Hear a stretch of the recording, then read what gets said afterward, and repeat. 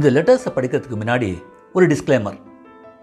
என்னுடைய காதல் தெய்வீக காதல், உன்னதமான, உத்தமமான, உயர்ந்த காதல் அப்படின்னு எல்லாம் பிராண்ட் பண்ண மாட்டேன். It just happen and continues, that's all. ஆனால் நிறைய சுவாரஸ்யமான சம்பவங்கள் இந்த மூவிஸ்லாம் வர மாதிரி twist and turns, thrills and frills எங்கள் கதையிலையும் இருக்குது. அப்புறம் இந்த லெட்டர்ஸை ஆர்டரில் படிக்கலாமா, ரேண்டமாக படிக்கலாமான்னு நானும் அப்புறம் டிஸ்கஸ் பண்ணினோம்.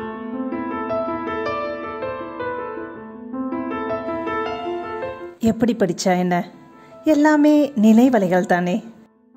இதில் எந்த லெட்டரை எடுத்து படித்தாலும் அந்த காலகட்டத்துக்கு, அந்த இடத்துக்கு, அந்த உணர்ச்சிக்கு எங்களை கொண்டு போய் சேர்த்துடும்.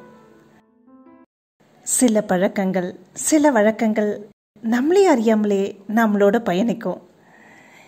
இந்த கடிதங்கள் எல்லாம் நாங்கள் சேர்த்து வைக்கணும்னு பிளான் பண்ணலை. ஆரம்பத்தில் பாதுகாப்பாக வைக்கணும்னு ஆரம்பித்தது, அப்புறம் அதுவே பழக்கமாயிடுச்சு. இந்த லெட்டர் ஏன் லெட்டருக்கு அவன் போட்ட பதில். நானும் அப்புறம் பிரியத்துக்கு ஒரு 6 மாதம் முன்னாடி நடந்த சம்பவம் இது. The year was 1990, March 23rd, Friday. எங்கள் அப்பா போய் 15 நாள் தான் ஆயிருந்தது. நமக்கு ரொம்ப வேண்டப்பட்டவங்களை இழக்கும்போது தான் வேற யாரையாவது கெட்டியாக பிடிச்சுக்கணும்னு மனசு விரும்பும்னு நினைக்கிறேன். நீ இப்படி பண்ணுவேன்னு நான் கொஞ்சம் கூட எதிர்பார்க்கல. ஆனால் அடி மனசில் ஒரு ஆசை இருந்ததுங்கிறது உண்மைதான். அதை நான் மறைக்கவும் விரும்பலை. அந்த ஸ்பரிசம், அந்த எச்சில் இன்னும் என் கண்ணத்தில் காயாமல் இருக்குது. இது காயமா காமமா புரியலை. முத்தம் அது தவறான வார்த்தை இல்லை. கொடுக்கப்படும் இடமும் கொடுப்பவரின் உறவையும் பொறுத்தது. ஒரு தாய் தன் குழந்தையின் கன்னத்தில் முத்தமிட்டால் அது தாய்மையின் அடையாளம். ஒரு தந்தை தன் மகளின் உச்சி முகர்ந்தால் அது பாசத்தின் பரிணாமம். ஒரு காதலன் தன் காதலின் உடம்பில் எந்த இடத்தில் உதட்டை பதித்தாலும் அது காமத்தின் ஆரம்பம். உன்னோட இந்த பதில் புரிஞ்சும் புரியாததுமா இருக்கு. அந்த செயல் நான் விரும்பியும் விரும்பாததுமா இருக்கு. இதனால் ஏற்பட போகும் விளைவுகள் பயத்தை கொடுக்குது. இனிமே உன்னை சந்திக்க கூடாது அப்படின்னு மனசு வான் பண்ணுது.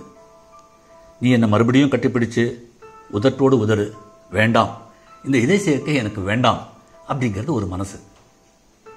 அதில் என்ன தப்பு அப்படின்னு கேள்வி எழுப்பது இன்னொரு மனசு. உடல் வேணுங்கிறது, மனசு வேண்டாங்கிறது. சொல்யூஷன் தெரியல, தேவையா இல்லையான்னு புரியல. நோ ப்ராப்ளம் அப்பர்ணா, நீ ரொம்பவே குழப்பத்தில் இருக்க. நான் இப்போ எது சொன்னாலும் அந்த விளக்கம் உனக்கு சமாதானம் கொடுக்காது.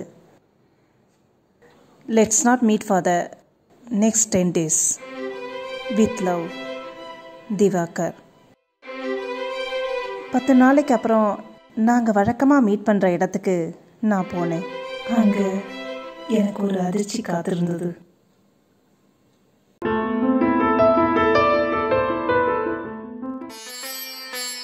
மை டியர் அப்பண்ணா, நேற்றுக்கு நாம் மீட் பண்ணலான்னு பிளான் பண்ணியிருந்தோம். பட் அன்ஃபார்ச்சுனேட்லி என்னால் வர முடியல. ஐ எம் எக்ஸ்ட்ரீம்லி சாரி அப்படின்னு சொல்ல போகிறதில்ல. ஏன்னா தோஸ் ஆர் மியர் வேர்ட்ஸ். என்னால் வர முடியலன்னா அதுக்கு ஏதாவது வலுவான காரணம் இருக்குன்னு உனக்கு நல்லாவே தெரியும். இந்த 10 நாளில் பல நிகழ்வுகள், பல டெவலப்மெண்ட்ஸ். அதில் முக்கியமான டெவலப்மெண்ட்,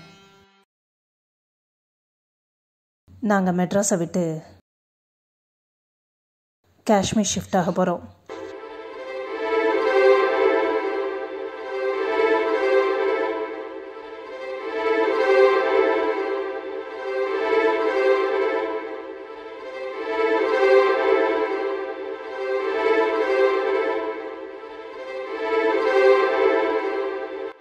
மற்ற details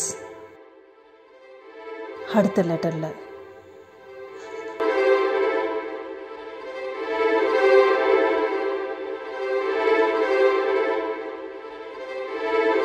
and one more thing, நம்ம அடுத்த மீட்டிங் நான் காஷ்மீர் போகிறதுக்கு முன்னாடி ஒருவேளை அதுதான் நம்மளுடைய கடைசி மீட்டிங்காக இருக்கலாம்.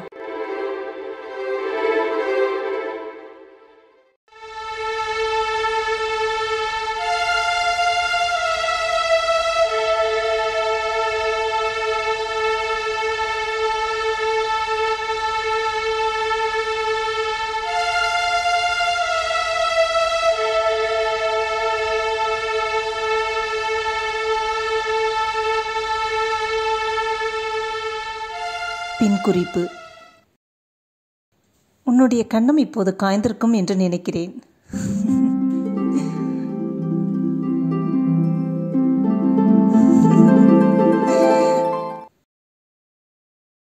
With love, Diwakar. அன்புள்ள திவாகருக்கு, நீ சொன்ன மாதிரி இதில் மன்னிக்கிறதுக்கு என்ன இருக்குது? ஆனால் மணிக்கணக்காக வெயிட் பண்ணிட்டு இருந்தேங்கிறது உண்மை. காத்திருக்கிறதுலேயும் ஒரு தனி சுகம் இருக்குல்ல, அதை நான் நேத்திக்கு உணர்ந்தேன். என்னோடய வாட்சில் முள் நகரவே இல்லை, ஏன்னா அதில் முள்ளே கிடையாது. ஆனால் வாழ்க்கையில் மட்டும் ஏன் இவ்வளவு முட்கள்? வெல், உனக்காக வெயிட் பண்ணிட்டு இருந்தபோது மனசில் ஏற்பட்ட அந்த தவிப்பு, பதைப்பு, எதிர்பார்ப்பு, படபடப்பு, அது ஒரு விவரிக்க முடியாத அனுபவம். ஐ திங்க் எல்லாருமே they must have gone through this or probably they will go through this அப்படின்னு நினைக்கிறேன். நட்டேஷன் பார்க் டர்னிங்கில் யார் நுழைஞ்சாலும் அது நீயாக தான் இருக்குன்னு மனசு ஏங்கும். சில சமயம் நீ வர்ற மாதிரி கூட கற்பனை பண்ணிக்கிட்டேன், just to be disappointed later. நான் எதுவும் உன்னை குற்றம் சொல்கிறதா நீ நினைக்காத. என் மனசில் இருக்கிறத உனக்கு தெரியப்படுத்துகிறேன். உனக்காக காத்திருந்த அந்த வலி, அந்த வேதனை கூட, there was some pleasure in the pain.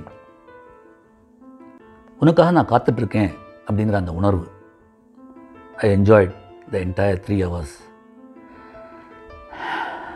நாம் மீட் பண்ணும்போது இந்த அளவுக்கு என்னால் எக்ஸ்ப்ரெஸ் பண்ண முடியாது. பின்குறிப்பு 1: நீ காஷ்மீருக்கு போகிறது ஒரு பக்கம் வருத்தத்தை கொடுத்தாலும், it's your life, your future, all the best. பின்குறிப்பு 2: கன்னம் நன்றாக காய்ந்து விட்டது, அடுத்த ஈரத்துக்காக காத்திருக்கிறது. என்றும் ஒன் அப்பண்ணா.